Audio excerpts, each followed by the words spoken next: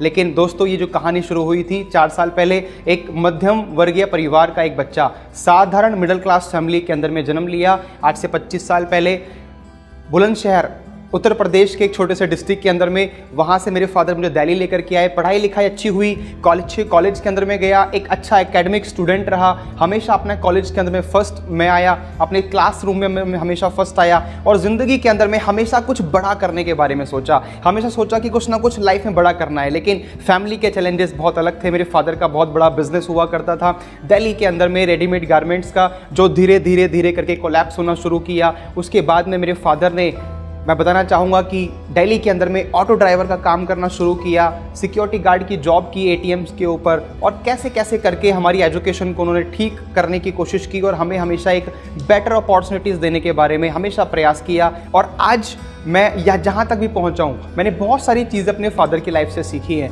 मेरे फादर जब बिज़नेस करते थे उस टाइम पे उनकी लाइफस्टाइल क्या थी, जब हमारे काम में, मेरे पापा के प्रोफेशन में डिप आया, उसके बाद मेरे लाइफ में बहुत चैलेंजिंग टाइम शुरू हो गया। As a middle class family के अंदर में हम लोग मिडिल क्लास से भी लोअर मिडिल क्लास फैमिली के अंदर में पहुंच गए। दिल्ली के अंदर में हम जितने साल से रहे, मेरे फादर ने एक मकान नहीं बना पाए खुद का, क्योंकि उनके बिजनेस करने के तरीके में वो चेंज नहीं कर पाए। जिस समय पर उनका बिजनेस बहुत खराब हुआ, हम लोग एक किराए के मकान में रह रहे थे, और जब उस किराए के मकान का 3-4 महीने लगातार किराया ना दे पाने के बाद में जब उसको हमको चेंज करना पड़ा, तो हम एक ऐसे घर में जाकर के फंसे, या ऐसे घर में हमको पैसे के अभाव में रहना पड़ा कम से कम 2 सालों तक, जिसमें कि इलेक्ट्रिसिटी नहीं थी, जिसमें बिजली नहीं थी। और ऐसा बोलते हैं ना दोस्त, नज़रें जो आपकी ढूंढती हैं और दिमाग जो आपका सोचता है, ये पूरी कायनात उसको आपसे मिलाने के चक्कर में लग जाती है। और 2016 में मुझे वेस्टीज को पहली बार जानने का मौका मिला, और मैं बहुत थैंकफुल हूँ उस इंसान का जो मुझे ज़बरदस्ती वेस्टीज में ज्वाइन, जिसने मुझे कराया। बताना चाहूँगा, पहले महीने का चेक मेरा 78 रुपीज़ का था वेस्टीज में, और उसके बाद 121 रुपये का चेक, 127 रुपये का चेक, और वेस्टीज की जो दौड़ थी वो होना शुरू हुई। बताना चाहूँगा कि जैसे ही आप इस बिज़नेस को शुरू करेंगे ना, तो सबसे पहले आपको प्रिपेयर होना है चैलेंजेस के लिए, क्योंकि चैलेंजेस आएंगे ही आएंगे। ऐसा कोई एक इंसान ढूंढ करके आप दिखाइए जिसको ज़िंदगी में चैलेंज ना आया हो। पता है किस इंसान की ज़िंदगी में चैलेंज नहीं होता माय डियर फ्रेंड्स? उस इंसान की ज़िंदगी में कोई चैलेंज नहीं होता जो मृत्युशैया पर जाकर के लेट गया है। हम सभी लोग तो जिंदा आदमी है, हमारी लाइफ में तो चैलेंजेस आएंगे ही आएंगे। जब वेस्टीज शुरू किया तो अलग टाइप के चैलेंजेस शुरू हो गए। घर वालों ने मना कर दिया, ये अलग तरीके का काम है, इसको वो लोग करते हैं जो कि सब काम करके फ्री हो जाते हैं, जिनकी ज़िंदगी में कुछ काम नहीं होता, जो रिटायर हो जाते हैं वो ये काम करते हैं। मेरे पापा ने ऐसा बोला, मेरे दोस्तों ने बोला कि यार तू किस काम में पड़ी है। एक फ्रेंड ने बोला कि यार दिनेश तू तो पढ़ाई लिखाई में इतना अच्छा था। मन का था क्या, हूँ मर थोड़ी गया हूँ, था लगा रहा है मेरे नाम के पीछे। तो ऐसे ऐसे डायलॉग मिलने शुरू कर दिए। जब मैं अपने दोस्तों को प्लान दिखाता था तो दोस्तों ने बोला कि हम तो सामान लेकर के आते नहीं है, हमारी तो मम्मी लेकर के आती हैं, पापा लेकर के आते हैं, हम कहाँ से सामान परचेज करेंगे। एक बार ज्वाइन करते, परचेजिंग करने के बाद में दोबारा दिखते नहीं वो कभी, ऐसे मानो जैसे कि पेड़ से ना सारे बगुले उड़ गए हो एकदम से। तो ऐसे चैलेंजेस लाइफ में आना शुरू हुए, एंड आई एम श्योर, मुझे पूरा भरोसा है कि आपकी ज़िंदगी में भी ये चैलेंजेस आ रहे होंगे। तो सोचिए कि जरा उन चैलेंजेस से गुजरने के बाद में अगर मैं आज यहाँ पहुँच सकता हूँ तो आप क्यों नहीं पहुँच सकते। धीरे धीरे करके चैलेंजेस का आकार बदलना शुरू हो गया, थोड़ी थोड़ी करके टीम बनना शुरू किया। जैसे कि आप सब लोग बुक्स पढ़ते हैं, मैंने भी कुछ बुक्स पढ़ी। मैंने एक बुक से सीखा लॉ ऑफ एवरेज। मुझे समझ में आया कि यार 10 लोगों को प्लान दिखाएंगे, 10 के 10 लोग कभी हाँ नहीं करेंगे। मुझे क्या करना है, मुझे ज़्यादा लोगों को प्लान दिखाना है और जल्दी प्लान दिखाना है। मैंने ज़्यादा लोगों को प्लान दिखाना शुरू किया, वहाँ से मेरी टीम बनना शुरू हुई। 10 लोग ज्वाइन किए, 50 लोग ज्वाइन किए, 100 लोग टीम में ज्वाइन आए। और एक ऐसा टाइम आया जब 6 महीने के बाद में मेरा चेक वेस्टीज से 11,000 रुपये क्रॉस हो गया। और वहाँ पर मेरे साथ में एक सबसे बड़ा चैलेंज जो आया, सडन मेरी 200 लोगों की टीम धमाक से नीचे गिर गई। एक मुझे समझ में नहीं आया कि पिछले महीने 200 लोग थे, इस महीने किसी ने परचेजिंग नहीं की, तो ये सारे लोग गए कहाँ। आज किसी के बिजनेस के अंदर में अगर 2 लोग छोड़ के चले जाए ना, तो उसको लगता है कि मुझसे अब बिजनेस नहीं हो पाएगा। सर मेरी तो डाउनलाइन चली गई, सर वो उस कंपनी में चली गई, सर वो इस जगह उसने नया काम शुरू कर लिया। सर ये नहीं करना है। मेरे साथ में भी एक चैलेंज आया था कि मेरी टीम पूरी खत्म हो गई थी, लेकिन मुझे उम्मीद थी, मुझे होप थी। बोलते हैं विश्वास और बकवास दोनों के पीछे एक शब्द कॉमन है, पता है क्या? आस। आस का मतलब होप।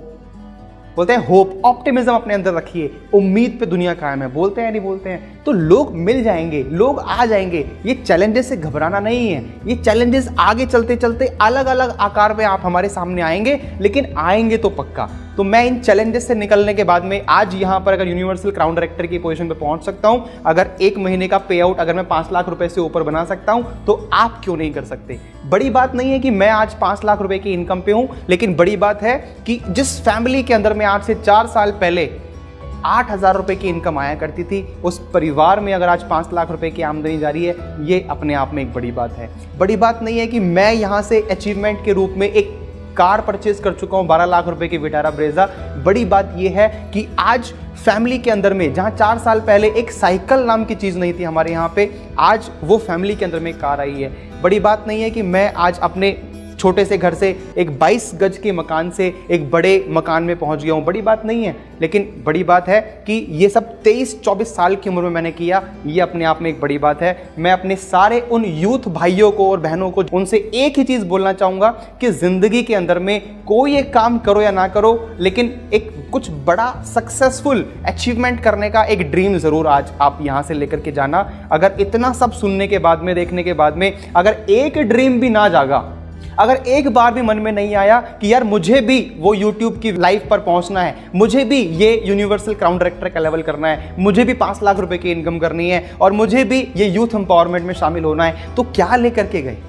तो क्या लेकर के गए? जब मैंने पहली बार यूथ एम्पावरमेंट देखा था तभी मैंने ड्रीम बनाया था, नहीं यहां तो पहुंचना है, यहां तो पहुंचना है। Dream has power, dream has power. और अगर आपने वो ड्रीम को अपने इमोशनली कनेक्ट कर लिया खुद से, तो आप क्या कर सकते हैं? ये मानिए कि आप अपनी जिंदगी के अंदर में 180 डिग्री 360 डिग्री का चेंज लेकर के आ सकते हैं, अगर आपने अपने आप को अपने ड्रीम के साथ में इमोशनली कनेक्ट कर लिया। तो एक सवाल आपसे पूछना चाहता हूं, क्या ड्रीम देखने के ऊपर सरकार ने अभी तक जीएसटी लगाया है?